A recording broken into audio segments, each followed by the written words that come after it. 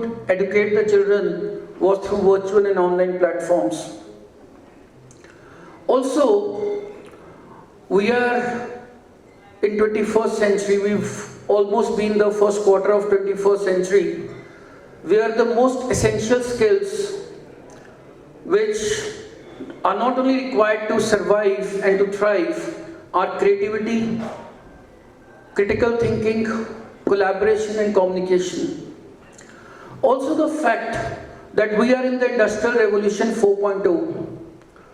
The first revolution came when we started using steam as a source of energy, followed by IR 2.0 when electricity came in our lives. And every gadget, every machine, every device became an electrical one. And then in mid of 20th century, we saw another IT revolution when internet came into our lives. And now we are in an era of emerging technologies. We are in an era of artificial intelligence, which is still in its, very, very new avatar. So the technology is evolving every other day. The kind of jobs and businesses these students are eventually going to land themselves into, maybe 15, 20 years down the line, probably have still not been invented. So what kind of education do we provide them? How do we cater to this enormous population? How do we ensure that these young generation, the coming generation, they are able to take India to the League of Developed Nations? And the answer, what we realized after doing a lot of research, was entrepreneurship. Whatever skills, 21st century skills we are talking about, from creativity to critical thinking to collaboration to rapid and effective communication, we realized that entrepreneurship was the only solution. And like in every other area, be it the sports, we need to start young. We need to chisel out an entrepreneurial mindset right from the formative stage itself. If we really want to achieve the vision and the mission of Atmanirbhar Bharat, Make in India, entrepreneurship is the only solution. So with all this at our backdrop, in 2022 we had set up India's first school of entrepreneurship in K-12 segment, and I can see some very familiar faces who have even visited that school. And if you happen to visit that school, you can see a class 5 or a 6 child on the verge of, his or her own startup. Though it took us, some time to make the people understand that entrepreneurship is not about business. Because there are a lot of people, because traditionally the purpose of education in India has been, naukri, job. Most of the people have been studying in India just to have a very, very secure pathway. And especially when, it's a sarkari naukri. So it took a lot of effort to change the mindset and to tell the parents that, look, entrepreneurship is not just about doing business. It's a state of mind. If we talk about a growth mindset, we need to chisel out an entrepreneurial character. Parents in India also traditionally have been shy of divergence. They've been looking for a very safe passage, and like how we all have grown up. And most of the times, when anybody used to ask us, be it our educator or a parent or anybody in the society, beta doctor banna hai ki engineer banna hai. I mean, the other vocations were not even considered. And still, with this coaching industry, the JEE, the NEET, and a lot of what stories we hear from quota, I think we need to change all this. As I was talking, the jobs and businesses are going to be different. And it took us quite an effort to convey that, look, even if you want your child to be a doctor or an engineer or an architect or a lawyer or whatever profession you think will be most suitable, and whatever is the personal choice and liking of the child, I think entrepreneurship is like icing on the cake. If you are a doctor, rather than running your OPD in 10 by 10 room throughout the life, you need to set up hospitals. As a lawyer, you need to set up legal firms. You need to travel all over India, all over the world.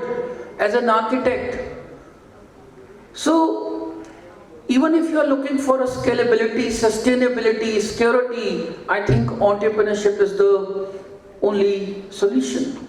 So that is how we chose to, inculcate not just as a subject, from a more of a road-based learning to an exam-centric learning to more of a skill-based approach to more of an entrepreneurship-oriented education.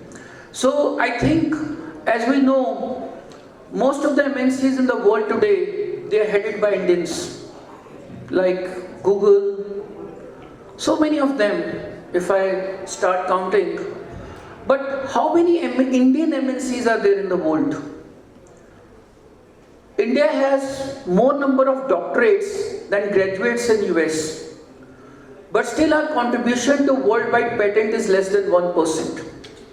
So if we talk about research, we talk about entrepreneurship, we need to start early, we need to start young. So that is how I think, whatever, education, wherever the child is, studying or getting education, we must expose the child, from, developing a kind of resilience to adaptability to perseverance. I mean, whatever these skills, the problem solving skills, critical thinking skills, we need to teach the child how to handle the failure. We need to tell them that, failure is just a first attempt in learning. So how do we inculcate all these skills? How do we, create a growth mindset where they're not just struggling for marks? And we have to, take a paradigm shift from marks to making a mark. Fine. Will you ask Sachin Tendulkar or any celebrity for that matter that how much marks did you score? Fine. So I think it's as a society a responsibility to look at the entire gamut of whatever we are doing in this K-12 education. We need to ensure that we are exposing the children to maybe some kind of boot camps, internships, whatever gamification, design thinking, and we need to tell them that look, marks are fine, but it's more important to make a mark. So that is how, which brought us to set up India's first school totally focused on entrepreneurship in K-12. And I also like to share, a couple of anecdotes. So, almost 15-20 years ago, a child, very bright child, he came to me. He was studying in MIT University, Noida. Said, I want to do something of my own. So I asked him, what can you do? He said, sir, I can design a website for you. Fine. He was not a company. He had not done it before. I said, okay, you do it. Fine. And that boy, he sold off his mobile. He shifted from an apartment, which are a little costlier one, to maybe, a little 15-20 kilometer far off, just to save his rentals, and started working on my website. And today, his turnover is in millions. One of the boys who started working me on the concept of yes. Today, I think maybe few of you might be aware, he's CEO of a company called Zolo Stays.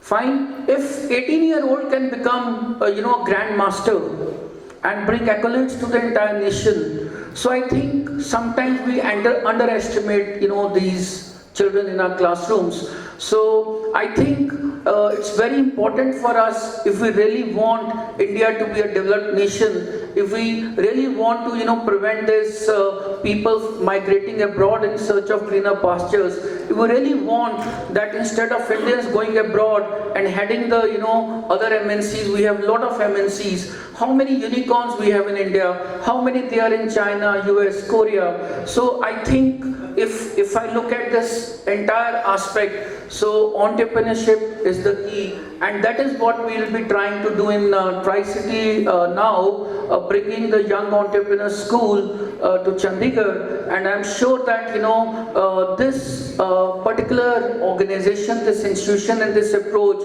will be contributing a lot in changing the entire educational landscape of the region. And we will see Chandigarh is already inching very fast towards becoming a very thriving startup ecosystem. And I think these kind of initiatives, exposing children to entrepreneurship, to all the skills what we are talking about, will really a step in the right direction. So we look forward to your support, and whatever you are doing and wherever your kids, your relatives, your friends, you need to tell them that let's change.